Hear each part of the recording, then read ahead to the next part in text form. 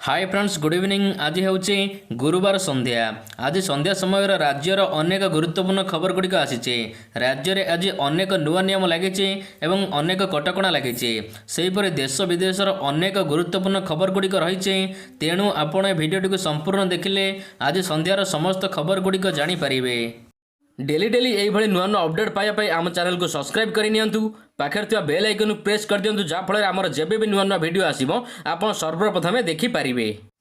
Number 1 जुक्त 2 परीक्षा बातिल नहीं आंदोलन को ओह्लाइले छात्र छात्री। 10वीं श्रेणी परीक्षा बातिल करागला समान दाबी रे आंदोलन को ओह्लाई जुक्त 2 कॉलेजर छात्र छात्री माने। भुवनेश्वर मास्टर कैंटीन रे एकाधिक कॉलेजर छात्र छात्री माने विक्षोभ करने सहित परीक्षा बातिल पाई दाबी करिसेंती। अन्यपटे मंत्री समीर दास कहिसेंती कि जुक्त 2 परीक्षा संपर्क में वर्तमान निष्पत्ति नियाजिबो नाही। जून मासर प्रथम सप्ताह रे सेतबळ स्थिति को देखिला पर निष्पत्ति नियाजिबो बोली मुख्यमंत्री कहिसेंती। जुक्त 2 रे पढ़ुथिबा छात्र छात्री माने व्यस्त न होई अपेक्षा करी अध्ययन उपर ध्यान देबा पई परामर्श देइसेंती मंत्री।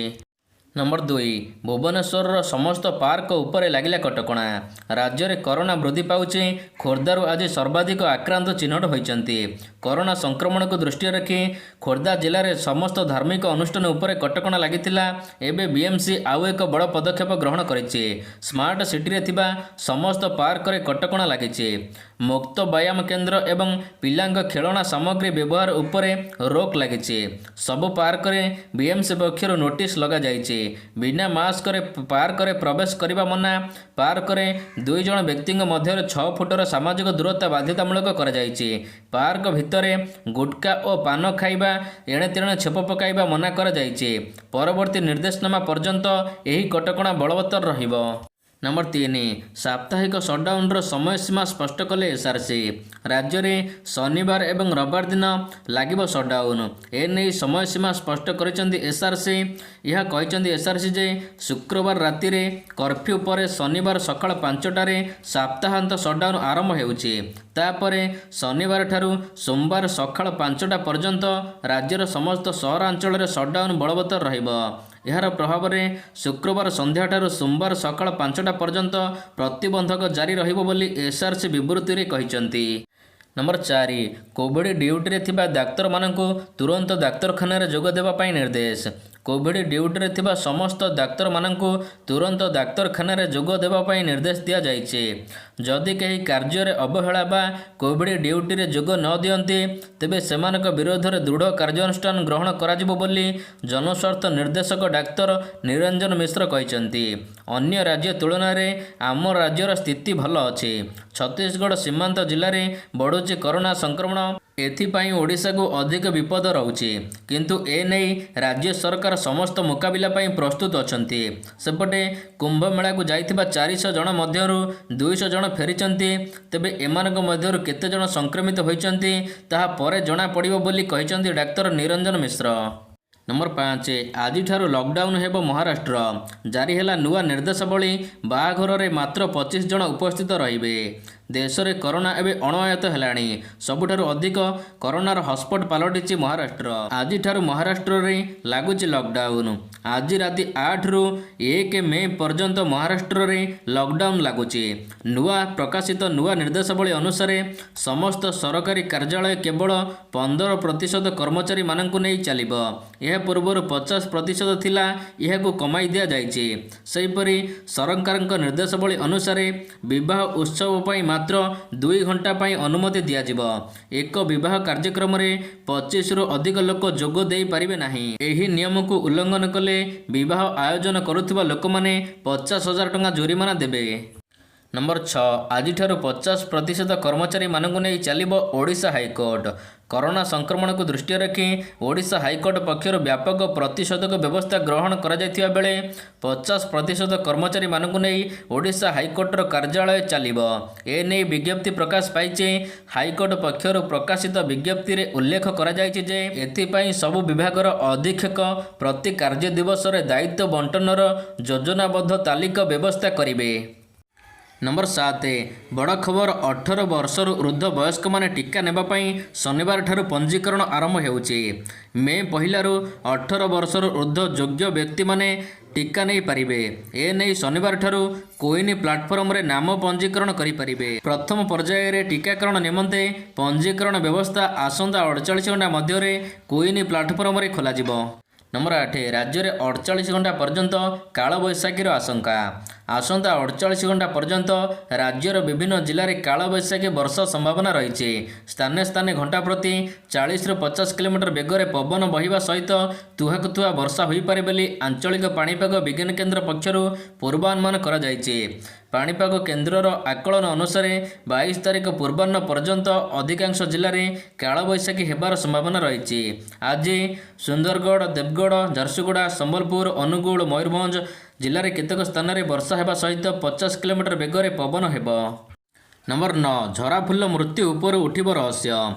छात्री झराफुल मृत्यु मामला रे मुख्य अभियुक्त राकेशर सहयोगी शक्ति शेखर स्वाई आज गिरफ होइछे। भुवनेश्वर शक्ति शेखर को गिरफ करिछि जाजपुर पुलिस। घटना परठारु शक्ति शेखर फेरार होइतिला। तेबे ताकु धरिबा पई जाजपुर पुलिस आप्राण उद्यम जारी रखितिला। आज ताकु गिरफ करिछि पुलिस। गत 12 तारिख रे झराफुल मृत्यु मामला रे शामिल थिबा अन्य जण अभियुक्त भुवनेश्वर सुंदरपदा अंचलरू गिरफ करा जाइतिला। तेबे समस्त अभियुक्तଙ୍କୁ प्राय एबे पुलिस गिरफ କରି ସାରିଛି। ତେବେ ଏବେ ଘଟଣାରେ ସମ୍ପୃକ୍ତ ଅଭିଯୁକ୍ତ ମାନେ ଧରା ପଡ଼ିବା ପରେ ରମାଦେବୀ ଛାତ୍ରୀ ଝରାଫୁଲ ମୃତ୍ୟୁ ଉପରୁ ପରଦା ଉଠିବ ବୋଲି ଚର୍ଚ୍ଚା ହେଉଛି। नंबर 10 राज्य में कोरोनार उत्पात जारी। 24 घंटा मध्य 6000 टपिला आक्रांत एवं 7 मृत्यु। लगातार 4 दिन हेब राज्य में 4000 उपर नुआ मामला रहुतिला। तेबे आज हठात अचानक 6000 पार करिछि आक्रांतक संख्या। स्वास्थ्य और परिवार कल्याण विभाग सूचना अनुसार 24 घंटा मध्य राज्य में 6164 नुआ आक्रांत चिन्हट होइछन्ति। तेबे यही आक्रांतक मध्यरु 3575 जन क्वारंटाइन सेंटर एवं स्थानीय अंचल 2579 जन चिन्हट होइछन्ति। तेबे आज रेकर्ड करिछि खोर्धा जिले में आज 1132 जन आक्रांत चिन्हट होइछन्ति। नुआपड़ारे आज 4059 जन, कलाहांडी रे 452, सुंदरगढ़ रे 427 आक्रांत चिन्हट होइछन्ति। अन्यपटे आज 7 जन कोरोना रे मृत्युवरण करिछन्ति। गंजाम और रायगड़ारू 2 जन लेखा मृत्युवरण करिछन्ति। कलाहांडी, कंधमाल, खोर्धा जिलू आज जड़े लेखा आक्रांत मृत्युवरण करिछन्ति। नंबर 11 देश में रेकर्ड भांगिला कोरोना। आज 3 लाख पार कला आक्रांतक संख्या। गत 24 घंटा मध्य पूरा देश में 3,14,835 जन नुआ आक्रांत चिन्हट होइछन्ति, जहाँकि कोरोना आसिबा परठारु सर्वाधिक विश्व में मध्य यह रेकर्ड करिछि। गत जनवरी 7 तारिख में सर्वाधिक 3,07,000 आक्रांत चिन्हट होइथिले अमेरिका रे। यहाकु टपिछि आज भारत। तेबे देश में 24 घंटा मध्य 2104 जनकर मृत्यु होइछि। यहाकु मिसाई देश में एबे सुधा कोरोना रे मृत्युवरण कलेनी 1,84,657। नंबर 12 दिल्ली को ऑक्सीजन देव ओडिशा। केजरीवाल देले सूचना। दिल्ली को ऑक्सीजन जोगाई देव ओडिशा आउ ए नहीं सांबादिक सम्मेलन करी सूचना देइचंती दिल्ली मुख्यमंत्री अरविंद केजरीवाल। ओडिशार विमान जोगे दिल्ली को ऑक्सीजन आसीबा नहीं केजरीवाल कहिचंती। केंद्र और दिल्ली हाईकोर्ट को मध्य प्रशंसा करिचंती केजरीवाल। दिल्ली रो आवश्यक ऑक्सीजन चाहिदा को पूर्ण करिवा पई केंद्र सरकार प्रयास आरंभ करिचंती बोली दिल्ली सरकार कहिचंती। दिल्ली रे अधिक मात्रा रे ऑक्सीजन पहुंची पारु नथिबारु विभिन्न कंपनी गुड़िक शीघ्र निर्देश दि जाइए ऑक्सीजन पहुंचाइबा पई। तेबे ऑक्सीजन चोरी कर, उद्धार आण, जहाँ भी कर लोक मानकु आनी ऑक्सीजन दियो, ए नहीं केंद्र सरकार को दिल्ली हाईकोर्ट निर्देश देइचंती। कारण आउ ए मृत्यु देखि हेबो नाही बोली दिल्ली हाईकोर्ट कहिचंती। नंबर 13 तेलंगाना रे आज ठारू रात्रिकालीन कर्फ्यू लागिला। देश एवं राज्य में बढ़ुची तीव्र बेगरे कोरोना महामारी। यह आज एप्रिल 30 तारिख पर्यंत रात्रिकालीन कर्फ्यू लगाई तेलंगाना सरकार। कोरोनार द्वितीय लहरी राज्य में हो कि देश में कटकणा पर कटकणा लगुच। तेबे आज तेलंगाना रे 5926 नूतन आक्रांत चिन्हट होता बेले 18 जनकर मृत्यु घटी। नंबर 14 आज ठारू खरा छुट्टी। दिल्ली और हरियाणा पर एबे राजस्थान सरकार बुधवार ठारू सबु स्कूल गुड़ी को खरा छुट्टी घोषणा करिसंती। सबु सरकारी एवं घर स्कूल गुड़िक एप्रिल 22 रु 45 दिन पर्यंत ग्रीष्म अवकाश छुट्टी रे रहिबे। राज्य में द्रुत बेगर व्यापुची कोरोना संक्रमण सबु स्कूल गुड़िक मध्य बंद रही। तेबे आज ठारू जून 6 पर्यंत बंद रहिबो खरा छुट्टी पाई। नंबर 15 हरियाणा जिंद हॉस्पिटल 1710 कोविड टीका चोरी। हरियाणा जिंद हॉस्पिटल 1270 कोविशील्ड और 440 कोवैक्सीन टीका चोरी होइथिबा नै थाना रे अभियोग होइचे। सूचना मुताबिक आज सकाळे मेडिकल कर्मचारी माने मेडिकल रे पहुंचबा परे देखिबा पाई मिलिथिला कि पीपी सेंटर रे ताला भंगा जाइछि। यहा पर स्टोर रे थिबा ताला मध्य भंगा जाइछि एवं फ्रिज रे थिबा वैक्सीन गुड़िक केही चोरी करि नैछि।